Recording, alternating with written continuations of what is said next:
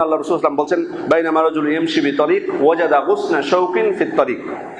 একজন ব্যক্তি রাস্তায় চলতে চলতে তিনি রাস্তার মাঝখানে একটা কাঁটাযুক্ত ডাল দেখতে পেলেন, কাঁটা দেখতে পেলেন।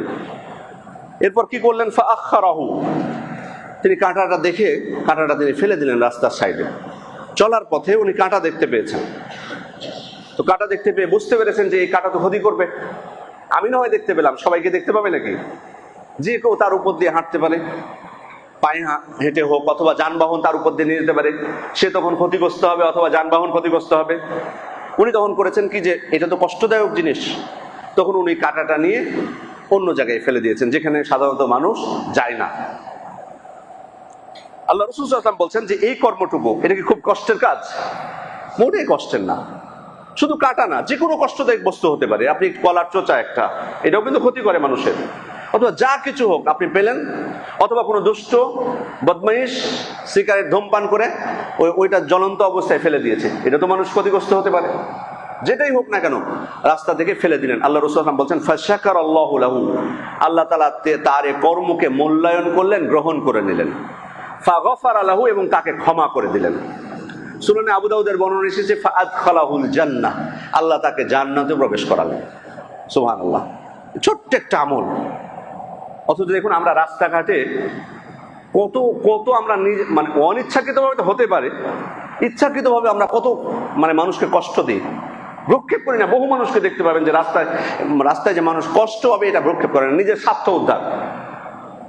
হ্যাঁ, সাময়িক অসুবিধা হতে পারে, আপনি বিপদে পড়তে পারেন, যে অনেক সময় রাস্তা বন্ধ করে রেখে দিয়েছে, এটা ওটা রেখে দিয়েছে, এটা করেছে ওইটা করেছে, বিভিন্ন ভাবে রাস্তায় মানুষকে কষ্ট দেওয়া।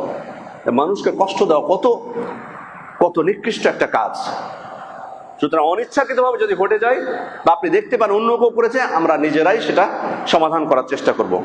তাহলে এই যে সম্মানিত উপস্থিতি, একটা কাঁটা সরিয়ে ফেলার কারণে বা কষ্টদায়ক একটা বস্তু সরিয়ে ফেলার কারণে আল্লাহ তাআলা আমার এই কর্মকে মূল্যায়ন করছেন, আমাকে ক্ষমা করে দিচ্ছেন, আমাকে জান্নাতে প্রবেশ করছেন। ছোট্ট একটা আমল। এটা কিসের কারণে হয়েছে?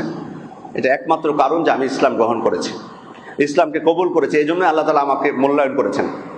কিন্তু আপনি যদি এই শুধু রাস্তার কাটা না, বাংলাদেশের সমস্ত মানুষকে আপনি বললেন যে আমার তো আল্লাহ তাআলা অর্থ দিয়েছে, যত যেখানে থাকুক না কেন, যারা ক্ষুধার্ত আছে আমি সবাইকে আমি খাবার দেব, যাদের পোশাকের সমস্যা আছে, শীতকালে পোশাক পাই না, আমি শীতের পোশাক সব দরিদ্র মানুষকে আমি দিয়ে দেব। সবাইকে আপনি দিয়েও দিলেন, বাস্তবেই উদারতা প্রদর্শন করেছেন, কিন্তু আপনি ইসলামকে গ্রহণ করেননি। আল্লাহ তাআলা কবুল করবেন? কবুল করবেন, কবুল করবেন। এত বড় আমল করে আল্লাহ তাআলা কবুল করবেন না। ওমা মানাহুম আন তুকবালা মিনহুম নাফাকাতুহুম ইল্লা আন্নাহুম কাফারু বিল্লাহি ওয়া বিরাসূলিহি। তাদের কাফেরদের তাদের যে অর্থ সাহায্য বা দান, সেটা কবুল না হওয়ার একমাত্র কারণ হচ্ছে ইল্লা আন্নাহুম কাফারু বিল্লাহি ওয়া রাসূলিহি, তারা আল্লাহ এবং রাসূলের সাথে কুফরি করেছে। তার মানে ইসলামে প্রবেশ না করলে আমার ওইটার কোনো মূল্য নাই।